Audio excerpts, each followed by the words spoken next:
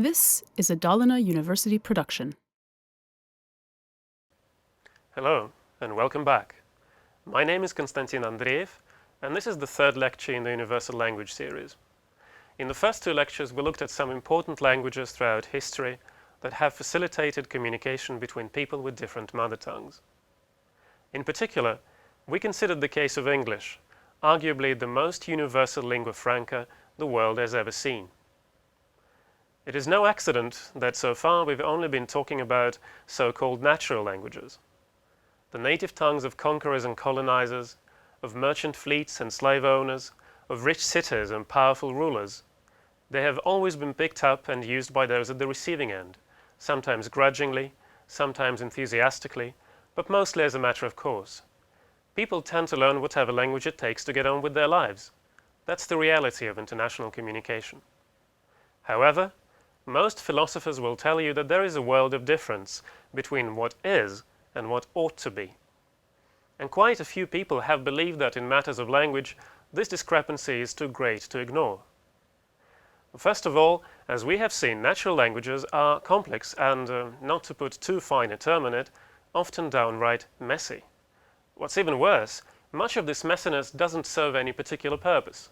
It's just a matter of historical accident.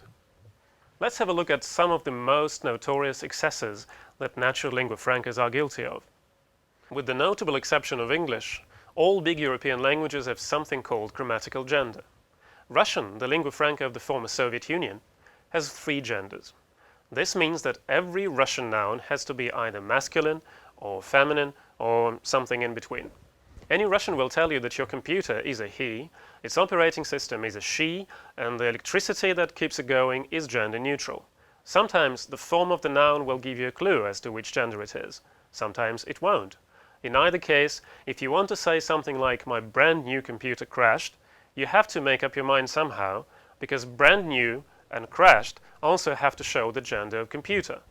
Needless to say, the way different languages assign gender to their nouns is almost entirely random. In Russian, a book is a girl. In French, he is a boy. In German, it's unisex. Speaking of German, this erstwhile international language of science, for no particular reason, has to insist on very special word order in its sentences. Here is the last sentence of Einstein's article on the electrodynamics of moving bodies, where he first presented special relativity. Zum Schlusse bemerke ich, dass mir beim Arbeiten an dem hier behandelten Probleme mein Freund und Kollege M. Bessot treu zur Seite stand und dass ich demselben manche wertvolle Anregung verdanke. Which, to keep some of the flavor of the original, we can translate as follows. In conclusion, note I that in working at the problem my friend and colleague M. Bessot to me his loyal assistance provided, and that I him for several valuable suggestions thank. Note the verbs in bold. They have to be where they are. You simply can't move them anywhere else as long as you want to speak good German. If you think that's random and not really necessary for an international language, you're absolutely right. And here is something else just as random.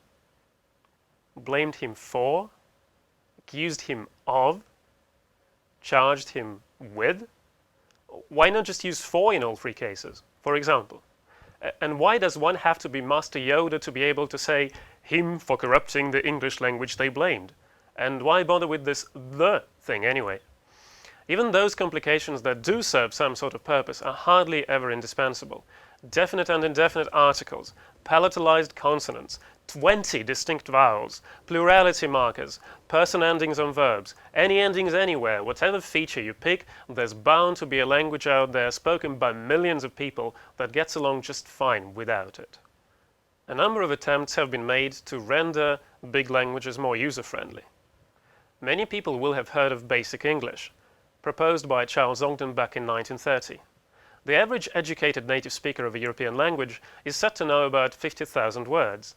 For Basic English, Ogden claimed to have reduced that number to just 850. He was particularly intent on eliminating English verbs, going so far as to get rid of to want and to eat. To a significant extent, this drastic vocabulary purge was achieved by cheating. For instance, Ogden's Basic English relies heavily on idiomatic phrasal verbs such as get off, go by, give up, and put up with. But Ogden didn't count these lexical units as words. In general, basic English had to use a lot of unwieldy circumlocutions, which could be at least as obscure as the terms they replaced. However, the real doom of projects such as Basic English, World English, or Weltdeutsch is not their structure or their vocabulary. Their real problem is, who would want to learn an abridged version of English or German specifically designed for stupid foreigners? Why bother with English Light if anyone who is anyone speaks the real thing? Which means that we're back to square one, where we have to face the other major problem with natural languages as lingua francas. Whether they have genders or rigid word order or too many vowels to keep track of, they all grow big and important at the expense of other natural languages. And you always end up with some people enjoying an unfair advantage over a lot of other people, for no good reason. To many of us, this injustice seems just as natural as the languages involved. We hardly even notice that native speakers of languages of wider communication have an easier time getting a good education, doing science, doing business, traveling, even selling pop music. They are seen as linguistic role models and lawgivers. This was true of French speakers in Europe 2 centuries ago. It was true of Russian speakers in the Soviet Union. It's true of Anglophones today. Quite apart from the unfair economic benefits, the scale of one's language often goes to one's head. Of course, people have a general tendency to see in their own mother tongue the pinnacle of linguistic evolution. But this understandable bias can turn to insufferable linguistic arrogance if your language hits the big time.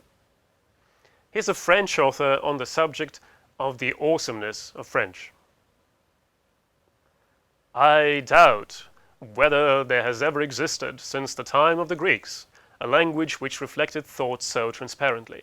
Well-handed, it makes clear the most difficult ideas, and this is one of the reasons for its long domination in Europe.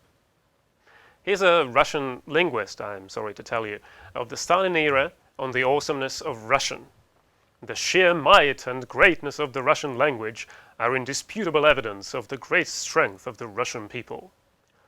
Here's Bill Bryson, the American author of a best-selling book about English. The richness of the English vocabulary and the wealth of available synonyms means that English speakers can often draw shades of distinction unavailable to non-English speakers. And later on in the same book, English also has a commendable tendency toward conciseness, in contrast to many languages. Unfortunately, I could go on quoting this kind of silliness indefinitely. It's easy to see then why many people have argued that a true universal language shouldn't be anyone's mother tongue. Some have suggested adopting a dead language as a lingua franca, but others have pointed out that dead natural languages are just as messy as living ones. A resurrected Sumerian would certainly inconvenience everyone in equal measure, but do we really want to deal with all those grammatical excesses, magnificent as they might be? Wouldn't it make more sense to just sit down and simply create a neutral, universal language that would be easy to learn? It has to be admitted at this point that the creator of Volapük, the first relatively successful planned language, didn't quite set out to make life easy for anyone. Johann Martin Schleyer, a German priest, equipped his universal language with a whole battery of features that range from a bit random to completely raving mad unnecessary. To name just one, Schleyer seems to have been a fan of complex verb conjugations. He used English as the main source of Volapük vocabulary, but he must have been unimpressed by the relative scarcity of English verb forms. In Volapük, a verb can have several hundred forms, depending on its subject, tense, and mood. The tenses include such a must-have as the future perfect. Here's how different people will have loved in Volapük. The Volapük moods feature a full-blown subjunctive, the kind of thing that you find, for example, in educated Italian, though uneducated Italian, not to mention hundreds of other languages, manages perfectly well without it. To be fair, all Volapük verbs are completely regular, and you don't really have to use the future perfect all the time. To give Schleyer further credit, he did try to get rid of some complex consonant clusters and minimize the use of the sound r, which many people find hard to pronounce even after a lifetime of trying. He also wanted to keep Volapük words short, ideally no longer than one syllable. As a result, though, he would often end up with a bunch of words that were confusingly similar. Schleyer also had an understandable soft spot for the German umlauts, what linguists call rounded front vowels, as in pig and löf. Unlike a, e, or u, These vowels are fairly rare in the world's languages, and they don't come easy if your mother tongue doesn't have them. It is permissible to wonder who would want to learn a language like that, unless it had an army, a navy, or at least a medium-sized economy to show for itself. Yet, as far as we know, thousands of people actually did learn Volapük in the decade following its publication in 1880. By 1889, 268 Volapük clubs had sprung up all over the world, including places such as Shanghai, Buenos Aires, and New Orleans. 1,000 people had been certified as Volapük teachers. There were 24 periodicals in the language. In Europe, businesses were beginning to say, "We correspond in Volapük," in their advertisements. In the United States, the New York Times reported in 1888, "In many towns where Volapük has obtained a footing, Volapük sociables, at which no other language is permitted to be used, have become a popular diversion shared by young and old alike." Such was the sweeping popularity of Schleier's creation that one English scholar, in a report to the London Philological Society, was moved to conclude, "All those who desire the insubstantiation of that phantom of a universal language which has flitted before so many minds from the days of the Tower of Babel should, I think, add their voice to the many thousands who are ready to exclaim, 'Les fameux Volapük! Long live Volapük!'" To understand how all of this was possible, we need to remember that sometimes people are driven to action by things other than fear or immediate material gain. We also need some historical background. The idea to invent a whole language is not as outlandish as some might think. In fact, people have been doing it for centuries. Starting in the 1600s, way before Volapük's time, European intellectuals devised dozens of universal languages. Even young Isaac Newton couldn't resist the trend. There is a sketch of a universal language in one of his notebooks. Because Latin was still living out its last days as the lingua franca of educated Europeans, most of these languages were meant to facilitate philosophical thought rather than international communication.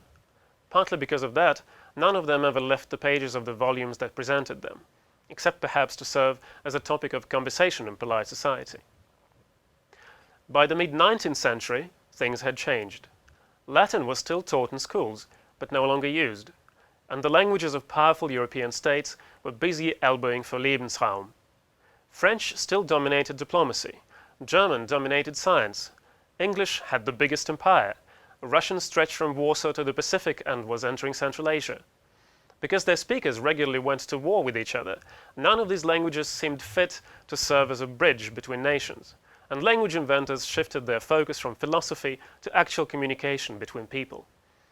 Only a neutral international language, they believed, would bring about mutual understanding and the end of strife. Finally, as linguist Erica Okrent points out in Sam Green's documentary The Universal Language, this was the age where it wasn't so unusual to believe that a social engineering experiment could work. And launching an invented universal language was certainly social engineering writ large.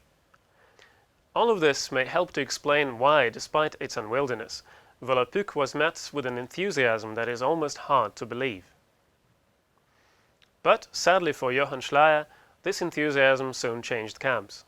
In 1887, Ludwig Zamenhof, an eye doctor from the town of Białystok in Poland, published his own Internatio Linguae under the pseudonym Dr. Esperanto. Only a couple of years later, Volapük supporters started deserting to Esperanto in droves. Esperanto doesn't have any rounded front vowels. It doesn't have much verb conjugation.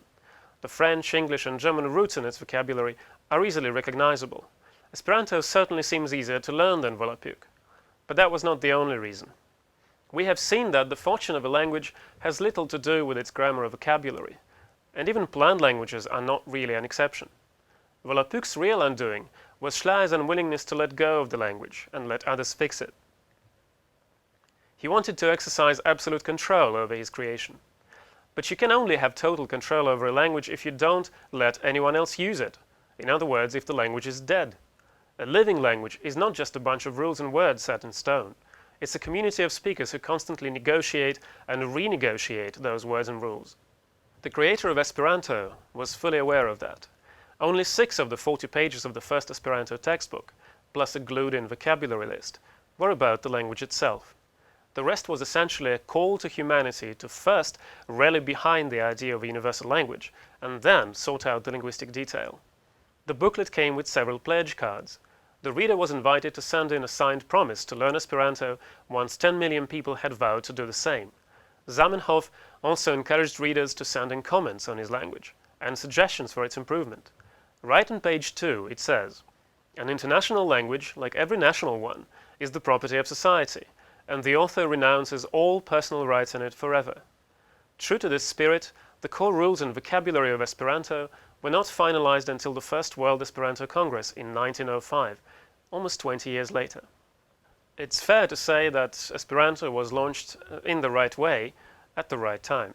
If we don't count modern Hebrew, Esperanto remains the most successful constructed language to date. In stark contrast to hundreds of other constructed lingua francas, it has fluent users all over the globe, thousands of them. It has had a continuous international speech community for over 100 years.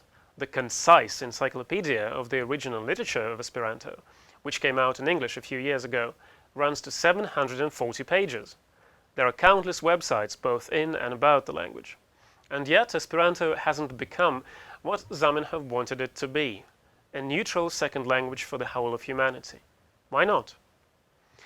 I will not go into the detail of Esperanto's structure. You can find exhaustive information at lernu.net, the best online resource for learning the language that I know of. Over the years, Esperanto has been taken to task for many of its features, and people have come up with dozens of improved Esperantos. The most obvious criticism is perhaps the exclusively European origin of Esperanto vocabulary. This kind of bias in a supposedly neutral language just doesn't fly as easily today as it did in the late 19th century. At the same time, Esperanto is hardly more Eurocentric than, for instance, English, and it's certainly more politically neutral than, for instance, English. It may not be the easiest invented language on offer, but let me tell you, it's way easier to learn than English. I know this from my own experience of learning both. For one thing, Esperanto is completely regular. You don't have any random prepositions. You don't have to fret about word order. You don't have to worry about your accent. Above all, you don't have to spend years trying to produce over a dozen distinct vowels, or at least to hear a difference between them. Why, oh why, does the final victory of Esperanto keep not happening? Of course, the real problem with Esperanto is not its structure. It's the sad fact that idealism and good intentions can only get you so far when it comes to spreading a language. At the risk of belaboring the point, people don't normally learn languages that only might come in handy at some unspecified point in the future. They learn languages that they have to use here and now. In fact, people often have to use a language even without learning it. Many of us tend to think of second language acquisition as a more or less orderly, long-term process with a lot of ground to cover. Whether you do lots of old-school grammar exercises or use more enlightened communicative techniques, the idea is the same. First you learn some basics, then you build on that, mastering ever more subtle or ever less frequent things until hopefully you reach functional proficiency in the language. But for many, if not most adults throughout history, this kind of language learning would have been an unaffordable luxury. As often as not, when grown-up speakers of very different languages got together, they would have neither the time nor the resources for second language acquisition as we understand it today. Indian traders selling spices to Portuguese merchants, Chinese traders doing business with Russians in the Far East, slave workers on Spanish, French, Dutch, English or American plantations brought across the ocean from different parts of Africa, all these people badly needed a common language, but didn't have enough leisure for grammatical subtleties or sophisticated vocabulary. The many makeshift lingua francas that they came up with as a result are known as pidgin languages, or pidgins. Imagine that you have just started learning a foreign language. Imagine that you badly need to communicate something. You grasp at whatever words you've already picked up. You put them in whatever order seems natural to you. You throw in words from the other languages you know. You skip grammatical markers. You don't know or care about subtle semantic distinctions. But you do get your message across, and that's what really matters. Now, imagine doing this again and again, with a lot of other people stuck in the same situation. Imagine doing it until you and the others develop a relatively stable linguistic mishmash with a few simple rules and a couple hundred words. It may lack sophistication, but it's easy to learn, and it gets the job done. Personally, I find it symbolic that the original lingua franca was a pidgin. Centuries before high-minded intellectuals created Volapük and Esperanto in the quiet of their studies, generations of Mediterranean merchants did the same the grassroots way. As far as we know, lingua franca was based on Provençal and various Italian dialects such as Venetian and Genoese, with a smattering of Arabic. It was never properly documented, and there must have been plenty of variation depending on the century and region. But we do have enough samples to know that, like all pidgins, lingua franca was a language stripped down to the absolutely essential. Let's have a look at how much grammar it takes to say go in 4 different languages. As you can see, if you never want to go wrong with go in standard Italian, you need to be able to build more forms than can fit onto the screen. Note that the forms in bold are irregular. English is less exuberant, but it does force you to make over a dozen subtle distinctions every time you want to talk about going. Note that the forms in bold are irregular. Esperanto does have the inbuilt potential to make forms equivalent to I am going or I will have gone, but the absolute majority of Esperanto users never go beyond these 6 forms. Lingua franca, at least in one of its incarnations, had a grand total of 1 way to say go, regardless of the subject, tense, or anything else. Andar. Looking at pidgins may be the best way to realize just how much redundancy there is in language. As linguist Roger Less put it, a natural language will have a lot of material that simply makes speakers do things, whether or not there is any need to do them. Of course, some redundancy can be useful. As Volapük's example shows, short words that only differ in one sound can be harder to remember than longer words with a lot of different sounds. But much of linguistic redundancy is completely expendable. Mi andar tomorrow. You know right away that I'm not talking about the past. I don't need to use any special past form of the verb for you to figure that out. Mi andar 5 years back. You know that I'm not talking about the future and that there's more than 1 year involved. Suppose he andar 5 years back, me too andar. If he had gone 5 years ago, I would have gone too. One great thing about pidgins is that they use very few abstract grammatical elements. There's hardly ever anything like the d in she blogged, or like the ing in she is blogging, or like the z in dogs. You rarely find grammatical words such as the in the cat or would in he would quit.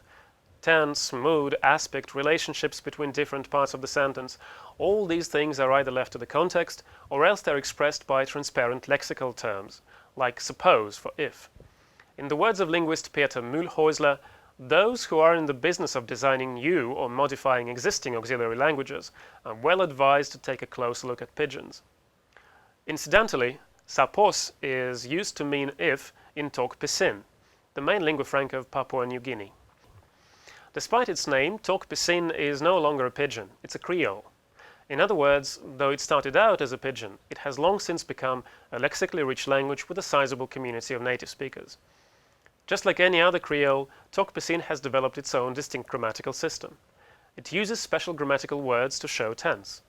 It indicates whether the action has finished or if it's still going on. It also adds a special marker to any verb that has an object. Having said that, Tok Pisin has nothing as crazy as the Italian verb paradigms, the Russian genders and consonants, the Mandarin tones and measure words, or the English articles and vowels. Tok Pisin just hasn't been around long enough to accumulate a lot of fancy linguistic fluff like that. In many ways, Tok Pisin is a very typical Creole, but there's one thing about it that's quite special, namely its exalted status. Since 1975, it has been one of the 3 official languages of Papua New Guinea. It's used in the media, in education, even in parliament. Very few pidgins have had such a spectacular career.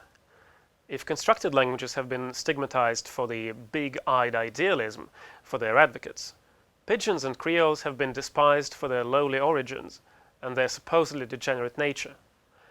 Even speakers of a pidgin usually think of it as a mangled, inferior version of whatever prestige language has provided most of the vocabulary. Few people, besides linguists, see pidgins as prime examples of human linguistic ingenuity. Even fewer have regarded them as potential universal language material. That is unfortunate. If relative structural simplicity was the only criterion, choosing a universal language would be a no-brainer. Just about any expanded pidgin would fit the bill better than any big older language. After all, pidgins are international languages par excellence, created, used and optimized for this purpose by a community of second language speakers. And needless to say, there would be a lot of poetic justice in adopting a language of slaves and poor migrant workers as the global lingua franca. The idea of justice brings us back to the gulf between ought to be and is. There are plenty of high-minded reasons why a universal second language ought to be more neutral and easier to learn than the big lingua francas the world has seen so far. Too bad that big languages have always got big for completely different reasons. Can we at least hope that this might change in the future? Will English ever be replaced by another global lingua franca, neutral or not?